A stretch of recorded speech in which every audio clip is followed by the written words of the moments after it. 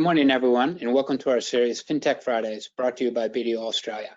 In our webinar today, we'll be discussing the diversity, equity, and inclusion, DEI, in fintechs within Australia. My name is Tim Ammon. I'm BDO's Global Fintech Leader, as well as our National Financial Services Leader. Before we kick things off, I'd like to quickly draw your attention to the housekeeping slide that is currently showing on your screen. To start, you are all automatically muted, but we'll be accepting questions throughout the session, and you can submit these using the question tab. We'll try to get to as many questions as possible. However, if we cannot respond to your question, we'll follow up with you after the webinar concludes. If you're experiencing any technical difficulties, please click the support button, which is one of the bottom tabs on your screen. And finally, this session is being recorded, and all registrants will receive a follow-up email containing the slides, a link to the recording, access to register for future sessions, and the speaker contact details for all of us. Globally, 74% of women have an account with a financial institution, lagging men at 78%. Barriers such as distance to the nearest bank, insufficient documents for opening a bank account, or socioeconomic and cultural factors have hindered women from accessing financial institutions and in turn exaggerate the gender gaps for financial inclusion. With me today is Bianca Hartshey-Hazelman, co-founder, editor, and CEO of Financee. Financee is a financial services business that was founded in 2016 and is dedicated to helping women progress and seeing Australia achieve economic equality. Financee is also known home to Financee's Women's Index, which is an economic metric and report that tracks financial progress of Australian women. I'm also joined by Trenner Probert, founder and CEO of Superfierce. Superfierce, founded in 2019, provides financial advisory, superannuation, and financial wellness services. Their focus is on the retirement wealth gap and helping users to compare and switch their super. Welcome both, and thank you for joining me in today's FinTech Friday session. Hi, everybody. Thank you so much for having us, Tim. Great to see you, Bianca. Thank you. It's lovely to be here. So maybe first we'll talk about the state of DEI in Australian fintechs. And I guess understanding why differences exist in the context of DEI is important. As closing the gender gap in financial inclusion is important from a macroeconomic standpoint, as greater digital financial inclusion is positively associated with economic growth. Bianca, maybe I'll start with you, and you can give us a little bit of what's the state of DEI currently within Australian financial services industry? Yeah, well, I mean, it's important for me to talk about this because I was thinking as you were introducing Financee, we really have pivoted, and I think this is one of the beautiful things about being a startup fintech is the ability to pivot from being purely about women's financial progress to adding on to that a so what factor for us. And that was, we have become a tech company that really specializes in data insights across diversity, equity, and inclusion and helping organizations to improve performance. And part of that is always looking at what's happening overseas and what's driving this momentum around diversity, equity, inclusion. And there's no doubt in my mind, we've seen in recent years this, the top of the agenda in many ways, this social movement, this wokeness, if you want to call it that, this awareness that diversity, equity, inclusion factors matter. We've seen the Black Lives Matter campaign earlier than that, Me Too, Time's Up. These social movements have real impact. They have great media exposure, and they force investors to take note and ask big questions of organizations in the context of, so what are you doing about it? So because of these social things and greater demand among investors and then entrepreneurs like ourselves and businesses looking at these things and saying, well, what can we do about it? We've seen an increase in the fintech space and globally, more broadly, for products being created, initiatives, a lot more money, millions of dollars in money being spent on DEI programs. You only have to seek, just type in diversity and inclusion. The number of companies looking for D&I managers it blows my mind, to be frank, because this is something that really a few years back, it just wasn't as prevalent. It was, you really had to explain what it is. So this is a fast growing phenomenon in many ways. It's here to stay. It's something that lends itself to an ESG lens, and it's a big part of the social impact play. And it has seen an extension of gender equity issues really fuse into a broader diversity discussion. And that's where we're at this point in time. Australia, how does it perform? I'd say we have a lot of great data capturing abilities, but in terms of global performance, we are behind the curve where we should be, and there's a lot of work to be done, and I think business has a critical role to play in progressing that. Thanks, Bianca. And I guess trying to, just in terms of, you might echo those particular thoughts, but what's your spin in terms of how DEI is going within the Australian, specifically financial services industry? So should I be polite or honest? I mean, I think that I'm always going to be honest. Look, like Bianca, I'm buoyed by the fact that it's a much more common discussion.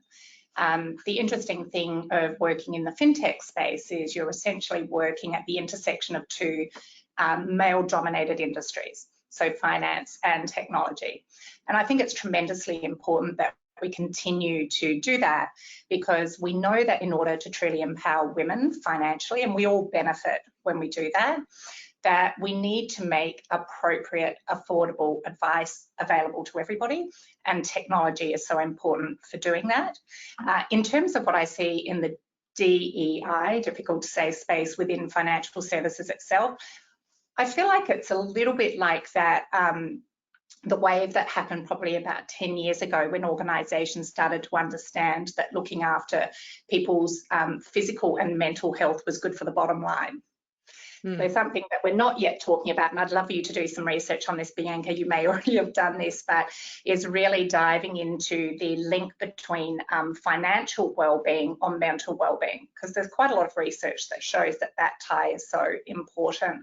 So I think that if we can really emphasise the importance of financial well-being, how that links to mental well-being, and understanding the very deep different nuances that a woman faces in that space when you want to maintain their role within the organisation, then we will start to make progress. But at the moment, you know, a lot of it's programs, and it's difficult. It's, you know, you've got to drive deep sociological change, and empathy is a very difficult thing to build around this, because women and men live such different lives in many ways. Yeah, and it's quite interesting, the empathy point, because you know, I've got one son, one daughter. One is a lot more empathetic than the other, and so I think it's it's a challenge. And I know, Bianca, I think one of the things you're focusing on is education. And you can see it's one of, I guess, in terms of the challenges. Where do you guys see? Or obviously, there's lots of different topics within the challenges, but if you had to pinpoint one or two key challenges, Bianca, that you think we need to be focusing on, right now to put us in a better position a few years from now, what do you think that would be? Yeah, I mean, we recently did a survey in the lead up to the launch of our new software, the Impactor, and it was only a small sample survey, but it tapped into a number of concerns about the DEI space, and some of these companies were fintechs. And what that found was that there's this willingness to do something, but many don't know where to start. There's a lot of solutions and piecemeal bits of research out there, but how do you have something together in a one centralized position? And there is also this desire to understand the business case for change, because in many ways, we're still at this point where we are challenged by, we can do all these things and they're great for society, and we know our investors increasingly wanting them, and we know clients are into it in many ways, but there's still, is this going to make real business sense? How do I achieve my goals in a way that delivers business sense? And I think these are very real conversations that businesses are having when they think about, okay, how much time is this going to take? And do we have the resources? Do I have to hire somebody? What's it going to take for me to keep up and be a leader, to be profiled correctly and not named and shamed at the other end? So I think there's some of the biggest challenges that we're seeing at the moment.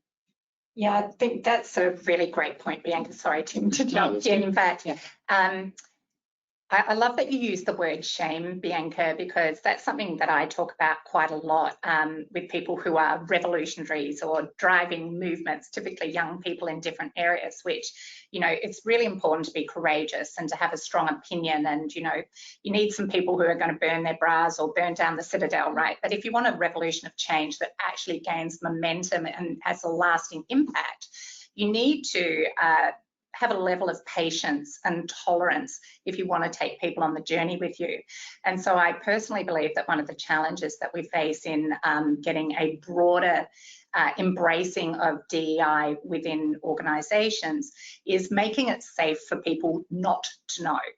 That having the aspiration and the willingness to learn and to still get it wrong and not be shamed for that's important, but getting the balance right where it's not just lip service and a cherry on top that you're hiring a D&I manager because it's going to tick a box, or you've got a policy around ESG because you're more likely to keep shareholders happy, right? So there's that. You know, that's not easy to do, right? And so that takes a huge amount of shared willingness, and that includes the willingness to get it wrong and try to do it better.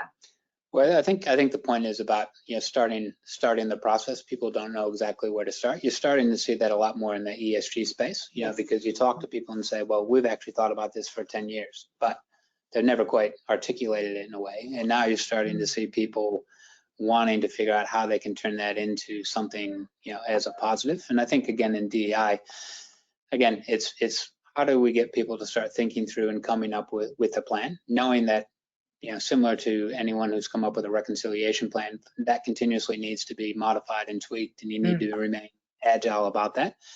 And I think it's try to make it something that's digestible, because, you know, it's a big abyss in terms of what do you dive into.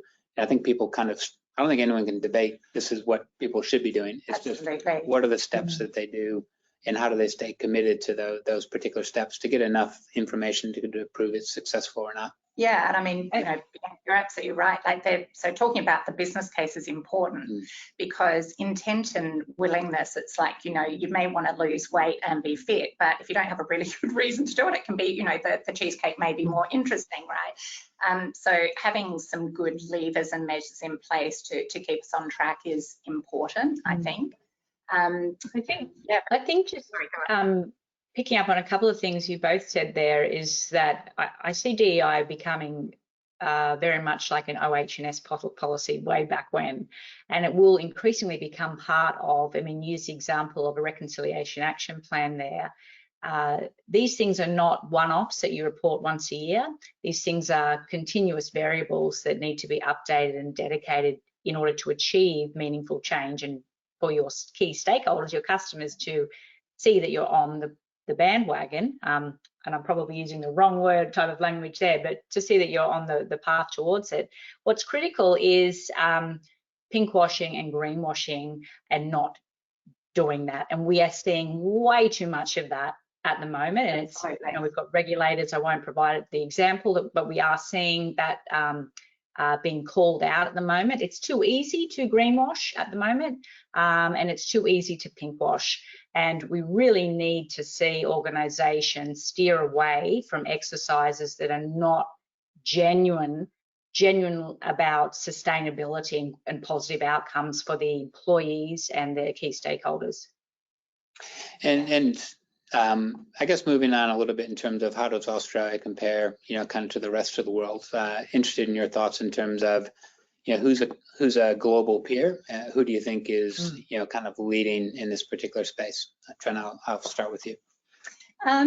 Well, I think the Scandinavian countries have often shown us that they tend to be more progressive in the way that they approach some of these challenging social issues like diversity, but also supporting ageing populations. But if I were to look at just the gender retirement gap, which of course is an area of interest to me, like this is still just a globally dreadful problem. It's a universally bad problem. So, you know, in Australia, we have a 42% gender retirement gap. OECD is 29%, but the USA is 66%. So I think a lot of listeners would probably assume that America is more progressive than we are in many ways. And, I kind of think we sit between Nepal and Iran on some of the economic indicators. So we are not doing great either. But I think that that's an indicator that globally there is a massive need to address this differently. And taking a step back to what Bianca was referencing before, if we're to look at how we're actually going to drive genuine change around DEI, it must be more than a policy. So it's not until something becomes a part of your cultural norms in a positive way that it's sustainable and is going to drive appropriate change. And I think that when you talk about pinkwashing, Bianca, it's really important. I don't think people understand that typically financial products are actually designed for white men. And I say that with respect and love to all the white men in the world, but the reality is, white men have an earning trajectory like this, and it's largely homogenous.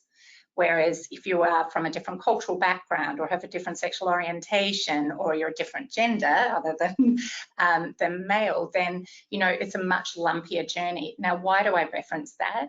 If financial products are built around a particular earning trajectory, it therefore means that the social infrastructure in organisations and then society around that are also designed in that way. So you'll never drive meaningful change that lasts and supports equity and equality for all sorts of diversity within your organisation until you can truly embrace and understand that we don't actually live that same life journey and have the ability to shake things up. And my last final point there, so that I don't sound like I'm ranting too much, is that anybody who knows me will hear me say this often. People use that Chinese proverb, beautiful Chinese proverb, which is women hold up half the sky. But what's missed in that conversation is, okay, if women are holding up half the sky, who's holding up the other half, right? And so this is a really important part of this. We will not achieve change. We will not create a much more vibrant, inclusive environment for everybody if the people in control, if the people who are already benefiting feel like they have to lose.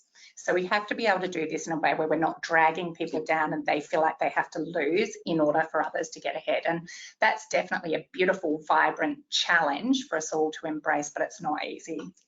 Yeah, and I think, Bianca, you might have a view if Australia is between Iran and Nepal, but let me move the thought just slightly, and you might be able to answer that. I think you raised a good point in terms of, if you look at board seats, if you're looking at women hold less than 25% of board seats in traditional banks and underrepresented in supervision agencies, are you starting to see this gender gap at the board level, at the fintech level as well, or are we starting to see within the fintech space better female representation at the board level? So Bianca, at the launch of the latest Women's Index, you were confronted with someone on the panel who had a vibrant opinion about the board seats and so on. I'm really interested in your answer to that.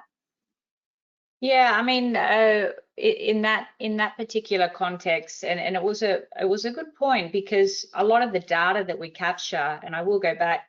This is in the context as Twiz Australia leading. We're leading on data capture for gender, but we're not really global leaders when it comes to that intersectionality piece. And for the Women's Index, when we're reporting on what statistics are available for board representation, we are largely reflecting a more elite type of female who's occupying these board positions. And that we need to get more granular if we're to affect and support greater progress from a gender specific level for women. So that's in the context of what that was about. I see the fact that we're continuing to see progress in the ASX 200 for female directors. It's sitting around 35%. That is a good thing in terms of the rate of progress that we've seen in recent years. But when we look more broadly, we know that smaller companies do not have the same type of representation on boards. We know that the smaller the company in particular, they tend to have less women on those board positions. Where I am slightly more comforted is I'm seeing more and more women start fintechs. We just need to ensure the funding is there to support the growth of those. We also need to challenge the thinking that gender lens in companies. I was writing this down as you were you were talking is so important to seeing change, because it actually changes the types of products that are produced, shifts them away from being having inbuilt bias that, you know, even with the best intentions, if you are a middle-aged white male, your global experience is less diverse if you haven't involved a team of people that reflect your client base. So it's really about recognizing that as we support more women in business and in fintech through greater funding initiatives, that we're supporting a greater array of ideas and greater diversity more often. So I'd like to see that change. I don't think it's gone far enough. It's still pretty weak. When we look at things like the Kantar Inclusion Index, which measures DEI globally, the leaders are Netherlands, Germany, Mexico, Spain, and Canada. Australia's way down the list. We're below average. So we're not quite there on DEI metrics. The sectors that are leading the way are not financial services. That is sitting on average. The services that are leading the charge are personal services, professional services like accounting, believe it, which they separate from financial institutions. Yeah, we believe it. We're really good at it here at BDO. Largely female-dominated sectors are actually spearheading the change on DEI performance. So we need to see greater gender balance in those other sectors to increase the ideas and the representation of DEI to see greater change, in my opinion. Can I add to that as well, Tim, which is great points, Bianca. And so again, going back to why should we be incentivized to do these things? And you're right, Bianca, you've got to make sure you want to reflect these different types of people and cultures within your business if you want to reach those customers, you know, so if you want to look for that commercial imperative to do that. But here's a really great incentive. So at the moment, globally, women control $60 trillion of the world's wealth. Now, you're probably going, how much do the men control? And I love asking that question because I'm also really excited when everybody goes a lot higher, but it's 90 trillion by comparison. What's interesting though is, so even though we're still lagging on that metric, and even though we still have a $30 trillion global gender wealth gap, which must be closed, women's wealth by 2030 will be growing 2.3% faster. So there is a really significant opportunity to niche to half the world's population that is really being ignored from a traditional financial services perspective at the moment. And another reason why we should be driving the success of more female-founded businesses is that not only do we have the ability to build solutions and products and ideas and create opportunities that reach into that neglected market, when you've actually got women building businesses, you're actually building culture from the ground up. So when we talk about the right person for the job on boards, now wading into treacherous waters here with not a particularly well-formed perspective, so don't hold me to everything, but my instinct around this says the right person for the job, if an organisation has been built by a white dude with a particular perspective, is going to look a lot like that person. Right, and it's not that I'm saying that's right, but I think that's human nature. We are drawn to what we know. We're drawn to the people like us. It's why when we're hiring within our organisation, it requires a deliberate approach to make sure, you know, that I would be tempted to just hire loads of people like me, and now that'll be a complete freaking nightmare, right? You know, and the business will definitely not succeed. There's only room for one crazy. The business would absolutely succeed. The business would. You're underselling yourself. But you would need more diversity. But you know what I mean though, right? And so that's why it's so important, like as an economy, you know, the government, so talking about policy, there is a really important reason why they should be supporting female-founded businesses. You know, 66% of small businesses are established by women over the last 10 years, and yet there's only 30% of funding that went to small businesses in general over that period, but women only got 15% of that funding.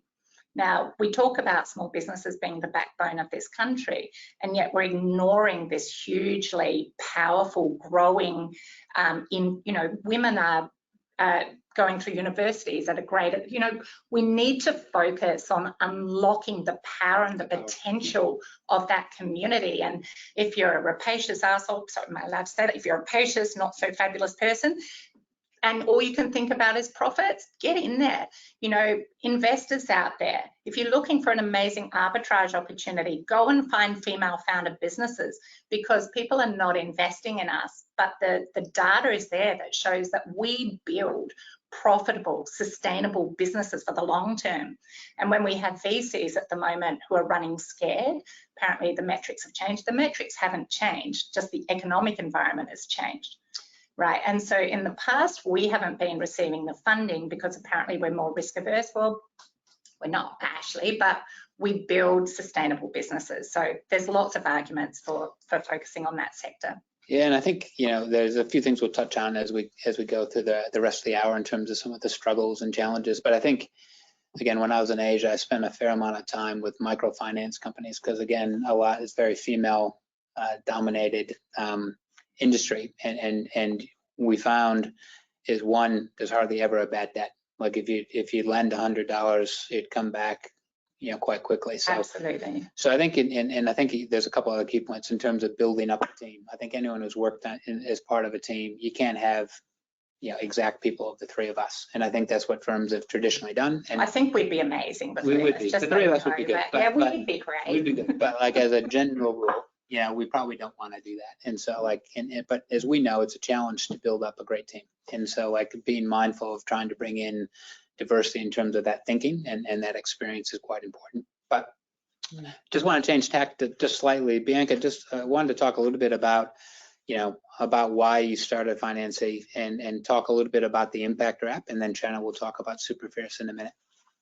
Yeah, thank you. The Women's Index is a quarterly economic report that I started as I was trying to answer the question as a former financial journalist in frustration, are women progressing or not? Because there was so much data constantly coming out that was frankly making me feel depressed. I was a mum of young mum of 3. God, not a young mum. I was a middle, you know, I wasn't young, but you were younger then. You were younger then, Bianca. I'd love to say I was a young mum, but I wasn't. And I was frustrated at not being able to answer this question. So I devised this index that just pulls in ABS and Department of Education, HILDA data, board data as well, all official statistics, and to create a snapshot across 7 critical areas, which superannuation is one, employment, gender pay gap, unpaid work, education, leadership, all these different things are part of the index.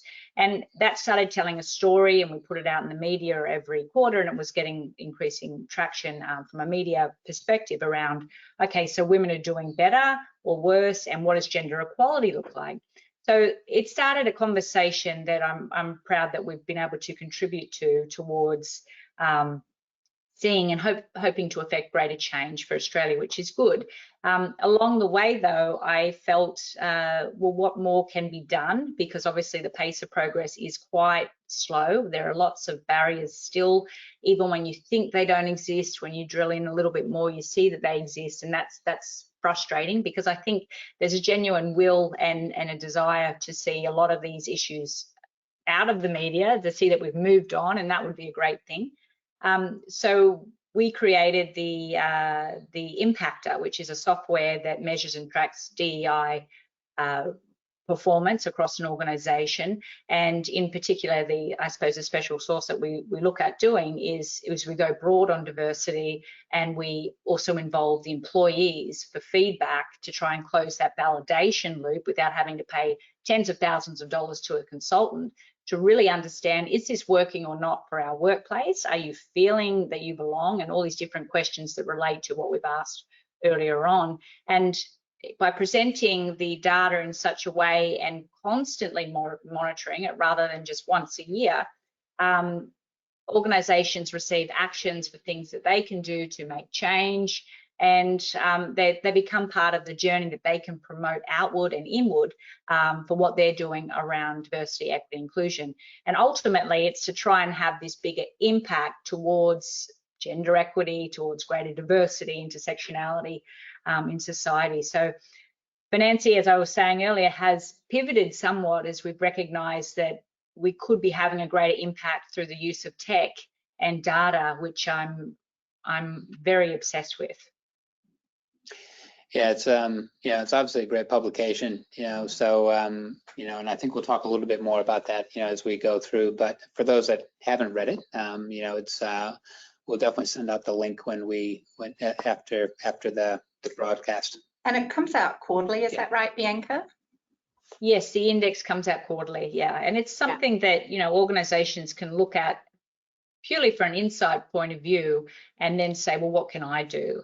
And what I've found, and I was fortunate enough to be involved with the Gender Equity Awards last year, and I was really excited by the number of organizations that are coming out with really unique ideas for their own workplaces about how they can affect change from a diversity perspective.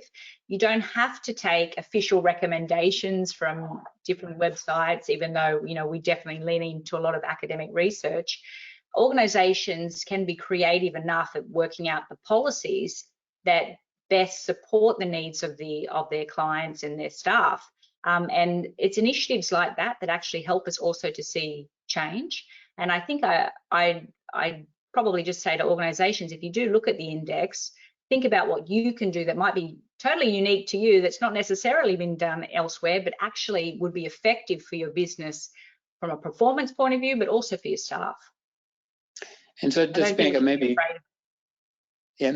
you can just share an example of what you've seen that you've thought is a great example of that. Yeah, it might be as simple as, I'll take superannuation because I know you might have an example there too, Trenna. I've seen organisations before the paid parental leave changes were announced by government and separate to that, using superannuation as a bonus incentive, ensuring that it's paid differently on paid parental leave, but also, and that's currently not included, superannuation payments on paid parental leave. So some organisations are doing that anyway. It's just thinking outside the box. That's a small one. And then it's also bonuses for when you come back to the workforce. So putting initiatives in place, having communications programs so that your employees feel engaged and part of the workforce to assist the transition backwards to back to the workforce. So little things like that, by just picking out, okay, that's super. We might find something else when it comes to education and mentoring or reverse mentoring programs, for example. All these different things that support equity within the workforce can have really positive outcomes. Okay. I think that's something that's been an interesting conversation, obviously, through the International Women's Day that becomes a week, becomes a month, and so on, but is around the difference between equality and equity. Yeah. And as someone who's reasonably verbose, I would have thought and articulate, I would have thought that I had a better handle on those differences. And it wasn't really until this month that I was really thought about that more deeply. And so I think it's great that you mentioned that, Bianca, which is that making it easier for organisations and managers and cultures within an organisation to understand the difference between equality and equity is really important, because to give people an equal footing to do well when you're starting from a different place, that looks different. And so the example you provided there, Bianca, is perfect, right? The impact of having a child is fundamentally different for a woman than a man, at least for the period of birth, right? So there needs to be an understanding of that. I think it's really great seeing organisations like Circle In really starting to build a lot more of a foothold with large organisations that are actually integrating into the offering for their business, making it easier for the parents who take time out to be carers of the children who we need to grow the future of our economies, to actually remain in touch and transition back into the workplace in a much more meaningful way. Everybody benefits. Super is something that troubles me a lot when it comes to young women on so many different levels, but because it's our invisible wealth, there's something we don't think about. But if you are 37 or younger, superannuation will be your largest lifetime financial asset. Anybody who wants to argue with me about the home, give me a call, I'll take you through the data. But, you know, this is so important that we understand these different impacts. And there are very simple things that you can do as an organization that trigger an understanding that you are respected regardless of your gender. That taking the time to recognize that keeping your skills up to date or having a connection into your group or whatever is important in terms of making that return to work easier. And it's so valuable for an organization. You don't want to have that skills lost. You don't want to have that cultural erosion. And you want to bring, you know, and hey, I don't know, anybody who's got a working mum in their team, you know, we're pretty good. We bring a lot of value. So there's a lot of benefits to that. And maybe Tony can just talk a little bit about Super Fierce and particularly the Fierce Performance Index. Sure, yeah, so Super Fierce is really my answer to my own personal experience where I really gave away my own financial confidence and independence as a 34-year-old woman. And so Super Fierce is a financial technology platform which is designed to make it easier for women to get financially fit for life without the blood, sweat and tears. But whilst we do believe in financial education, we also believe it's crucial to arm women with gender-specific, gender-aware tools, products, and importantly, advice. So our ultimate aspiration is to be able to provide advice to make appropriate advice accessible to every woman in the world. Yes, that's a lofty aspiration. But in order to do that, that's why fintech is so important, because in order to make it affordable, we need to be able to bring down the cost of delivery. We're licensed to provide advice, but because we can deliver a single scope of advice, single scope statement of advice at a zero marginal cost, it means we can reach more people. We think that's absolutely important. So you can keep an eye out for us. We'll definitely be moving into the other pillars of wealth as we move forward. But Bianca and I were talking earlier. She knows that we have a new product releasing to market on the 30th of March. If you want to sign up for a pre-release, just ping me. It'll plug there. But with this, we're essentially delivering self-serve super advice to market.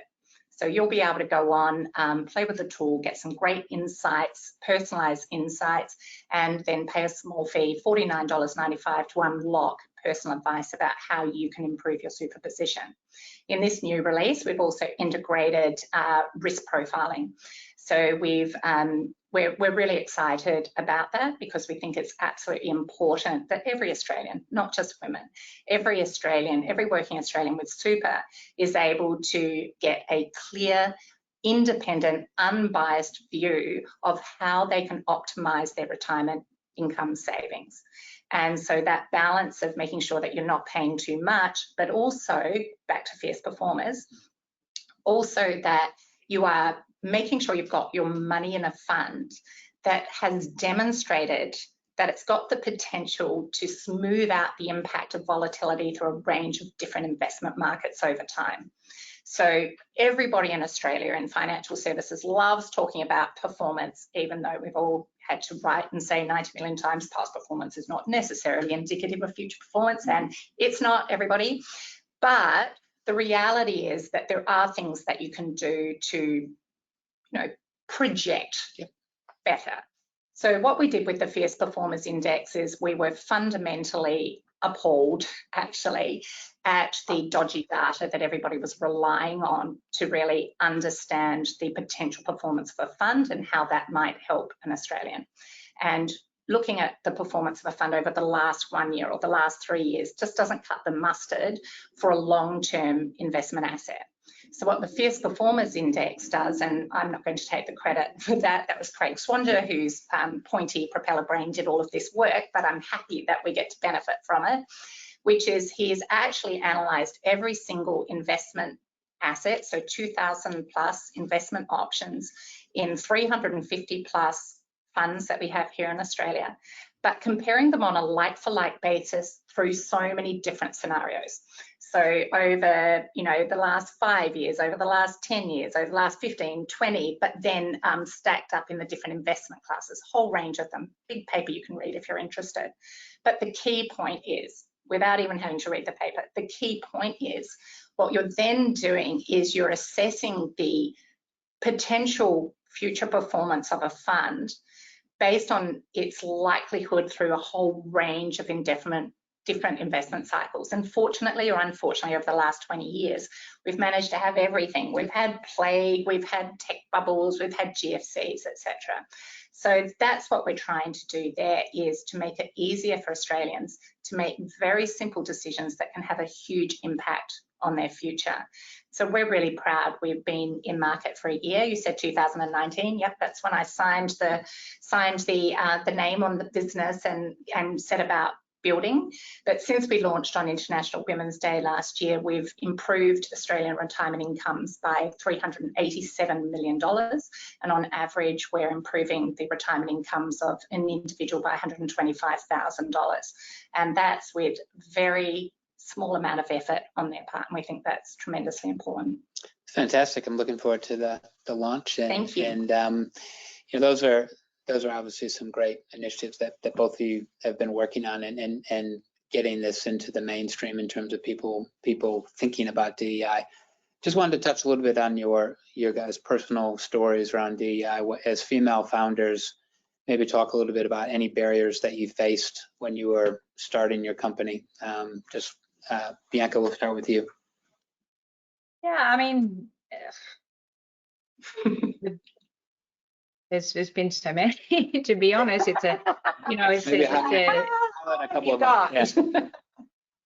I mean, it can be a real juggle. I mean, there's no denying that. And I think when you're very passionate about a social change, you have to put your business hat on and say, well, it's great to continue to do this, but what are the commercial aspects in order to keep the whole project going? So I suppose from a personal point of view, that's something I've had to learn and acquire new skills in, having been a financial journalist, to transition into business. So that's a personal thing for me.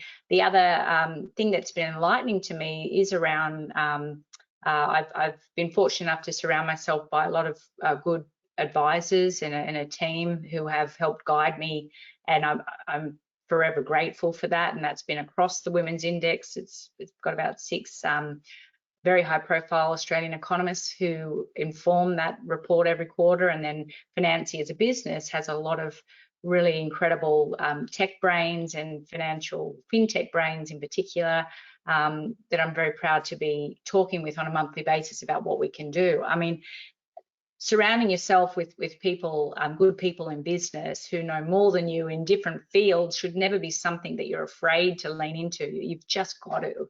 And the hope is if you're united, that you can make beautiful magic happen with business. And I think that the other big thing that I've kind of become aware of very early on was around funding. When I first went for funding for the initial Financy idea, I had another great idea that I thought at the time, but I distinctly remember one manager saying to me, there are so many businesses out there about women, we can't take on another one. So there is this perception that if in the investment community that if you have one female business in your portfolio, that's enough. There's not enough time taken to look into those businesses and the unique problems and the target market within that. And I think that has been a real eye-opener. I think it can be a barrier for female-led businesses and founders in acquiring funding and growing, for us to be tarnished with you're a female business, so therefore we've already got one of those, we don't need to invest in another. That's been an eye-opener, and I'd like to see that change and challenge. Okay, and Trina, what about from your personal perspective, some of the challenges? Yeah, that is a really tough question to answer. I'm just thinking about what's actually useful for people to understand. And I think you've touched on a really good point there, Bianca, which is it's not just another woman's business. You know, it's not just another business focusing on women. I'm always astonished. It happens less now that I've been talking about this for longer, but I'm always astonished by the number of people who will say, oh, well, why are you cutting out half the population? And it just shows a significant naivety. And so going to the positive reflection of where I'm going is that I think that it would be very useful for people to take longer to consider why they're saying something in response to a business if they don't have experience in that space before. So what do I mean by that? So I'll have people say to me, oh, you know, why are you only focused on women, as though that's a really stupid thing to do because you're missing half the market. But I'm actually a really savvy businesswoman. You know, this isn't my first business. I didn't just do it willy-nilly because I want a hobby business. Now, yes, I'm on a mission to change the world, but I'm fiercely commercial. And our business model is structured specifically so that our social impact outcomes are directly correlated to shareholder success. For me, that's a smart, scalable business model. But if I'm going to focus on just women, that's half the world's population that's currently being ignored. So it's actually a pretty smart niche, growing in economic power. And then we've niched down further to super. Again, you know, it's legislated to grow faster than the Australian economy. You know, it's got $3 trillion in funds under management, it's got $30 billion in fees every year being paid to fund managers. Sideline, more than teachers, more than nurses. Dreadful. Sorry, fund managers. But the key point in that, though, is it's just astonishing to me that the perspective in that is that I'm starting a female business because I'm a female, not, that's really interesting. That's an underserved market. So they are the sorts of things that you confront a lot. A couple of weeks ago, and my fear did not bear out, but a couple of weeks ago, I was invited to go down to an event south of Sydney for a couple of days to pitch my business for capital. And, you know, I'm not afraid of much anymore, occasionally, but I just didn't want to go. I really just didn't want to go. And that's unusual for me.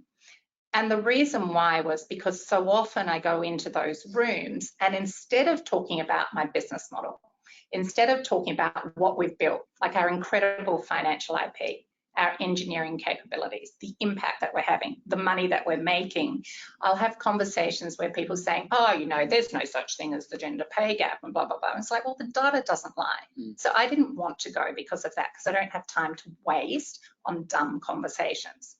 I think I saw you just before you were going down. Yes. Yeah. And so I don't want to sound negative, but, you know, now, fortunately, that's not what happened. I had the most extraordinary experience, and I'm going to an investor meeting this afternoon as a result of that. Thank you, Cloud Wealth. But not a plug, not incentivized in any way. But the key point, though, is that if there's someone like me, I'm 50, I've worked at Macquarie, I've worked around the world, you know, the fact that I didn't want to go because I just didn't want to keep having those same conversations, that's a sign that something is broken. And my last little touch on that same question, so going to the funding side of things. And I touched on this before.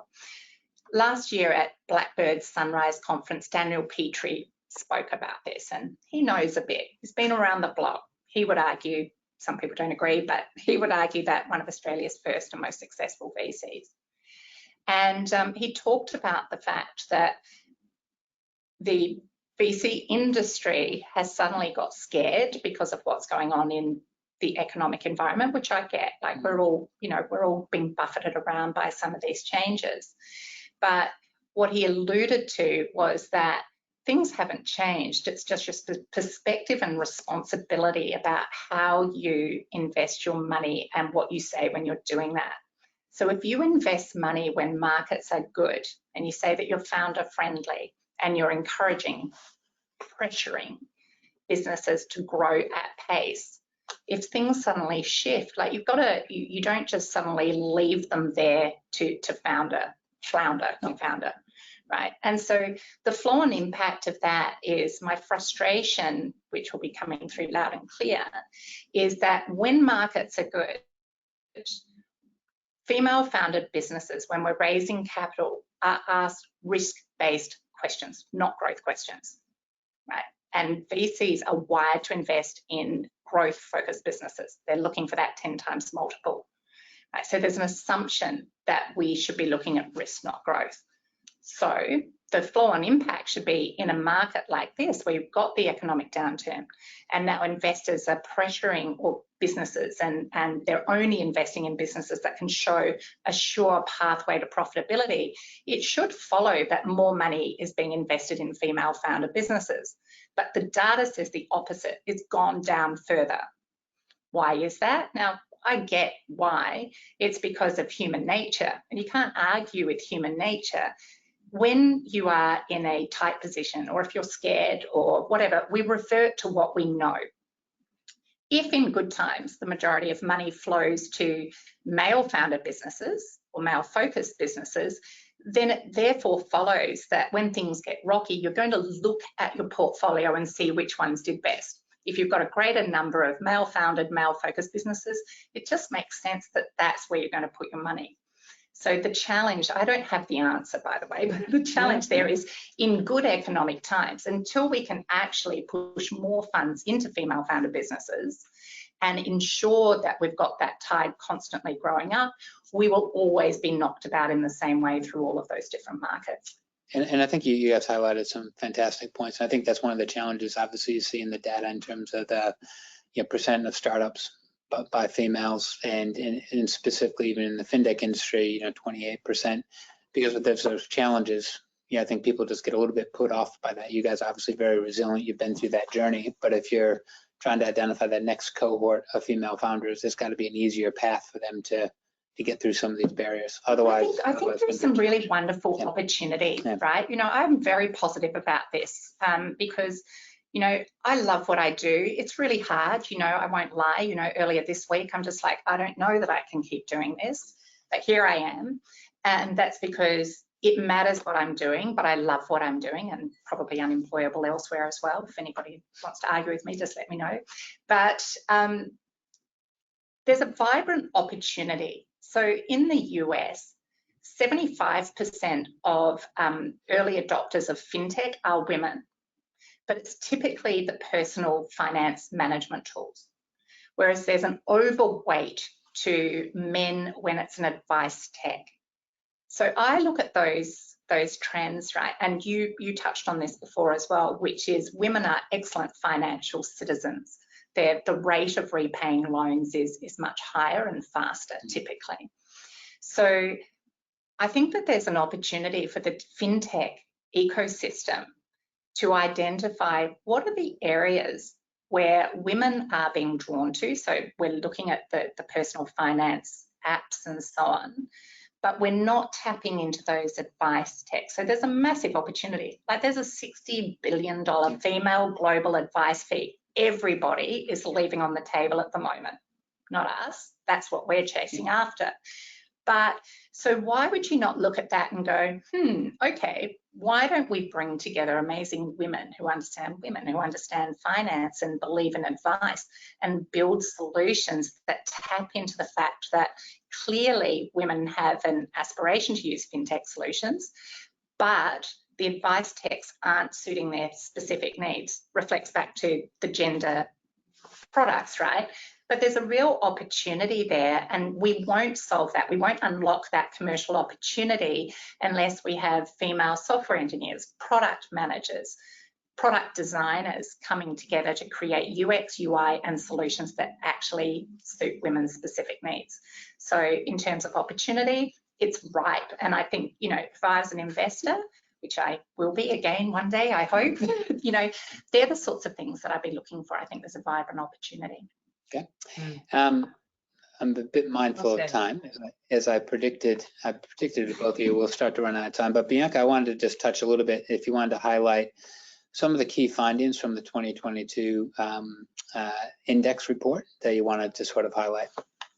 Yeah, I mean, I did want to touch on, I think there is a correlation there between, we talked about funding for female-led businesses, fintechs, if you want to put that in there as well, and how in good economic times, you can see an increase in that kind of funding commitment, and then they're more likely to be dropped in the worsening of economic times. And we saw that through the latest Women's Index report when you look at the jobs market under the pressure of higher interest rates. So the growth that we've seen among male employment growth, monthly hours worked, and in the underemployment rate has been greater than that seen and experienced among women. And that alone was enough to push women's financial progress backwards. So when we have this deterioration in economic conditions, when we see that play out in the jobs market, it tends to be the case, and it is absolutely has to be correlated with what we're also seeing elsewhere. The first people to go and to be hit tend to be female. And that is something we really need to be aware of. Why is that the case? You know, we know women tend to occupy these more insecure types of positions. We know that they tend to be, we know they're the primary carers. Motherhood can absolutely not be ruled out there. They're being forced to make the greater decisions around, okay, who's going back to work? I'll stay. So these decisions are very real, and we must also respect the genuine choice there as well, and who is also the primary breadwinner. I absolutely get that in the household situation. I'm experiencing it all the time myself. So, but these things do affect that ongoing financial progress. And until we have better supports in place, equitable supports from an organizational point of view, and organizations don't have to worry about, well, the gender pay gap exists, we need to stop that conversation. You need to be able to say the gender pay gap does not exist in my organization. Until we start to own it for our own organizations and the business leaders among us, and start to shift these dynamics that we're seeing play out more broadly, then we will continue to see, and the fear is, in economic weakness, women's progress and funding support go backwards, when really we should be giving it greater equitable support to see it progress. So I suppose that was tying in the index there around what we saw in the December quarter, a backwards move that was disappointing. Yeah, and I think it's going to be absolutely interesting with the economic headwinds from 2023, and obviously the government's trying to work on legislation, as well, and so I think it's going to be an interesting year. Great. Yeah, which this year, and I guess maybe just one of the final questions for the both of you. I guess I'll start with you. What does success look like for you by 2030?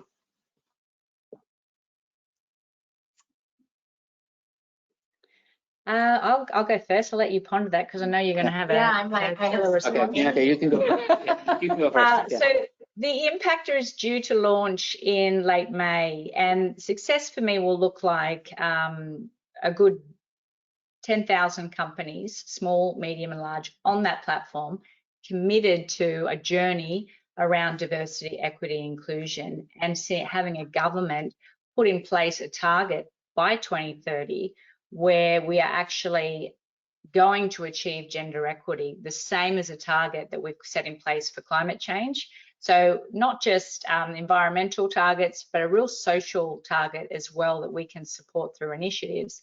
And personally, at that point in time, I'd like to be able to say to my three girls that your opportunities out there are absolutely equal. And I don't even doubt that now in many workplaces, that they are equal, but the equitable structures are in place to enable that equality. That's that bit of the link that is missing and that needs to be better understood. And I hope by then that we will be there, and that maybe my girls will be in a sport like netball that won't be getting woeful salaries and having to work as a midwife part-time in order to make ends meet. But things like that, of gender equity, we're actually seeing play out in real financial rewards for women as well. Thanks, Bianca. Yeah, well, that will be a very good year if we can pull all of that off this year, Bianca. I love that. I mean, it does bring to mind the Melinda Gates quote, which is that that the data's unequivocal. Wherever you're born in the world, if you're a girl, you will be worse off. Right now, that's just not acceptable to me. I'm certain that it's not acceptable to anybody who has a wife, a sister, a daughter that they love and care about, a mother, right? So for me, success in 2023 in terms of progress for the country would be an environment where we can actually have safe, vibrant, challenging conversations around what progress means, and for people to get comfortable with the discomfort of discussing inequity. Personally, for me, success in 2023 means a happy, healthy family after some turbulent times. But for Super Fierce, it would be really scaling successfully both the new product coming to market, Super Save, but we've also got Super Home coming later in the year. and having 10,000 people using our platform. And to do that, we need capital. So reach out if you want to invest in us. Well, thank you very much, Trina and Bianca. That was that brings us to the end of our hour, and I hope everyone appreciated the valuable insights. And hopefully everyone will be returning for fresh FinTech content in our next webinar. If you missed it, we've also launched a new FinTech video series called FinTech of the Future, where we interview some of the most inspiring leaders and innovators in FinTech, both domestically and across the globe. Visit our YouTube channel now to watch some of our episodes. The details of this webinar will be also shared with you in the follow-up email from today's session. And before we close the session, if you can fill out a short feedback survey, that would help us improve our webinars going forward. Thank you again for joining, and hope to see you soon. Happy Friday. Thanks, Bianca. Thanks, Trina. Thanks, Tim. Bye, Bianca.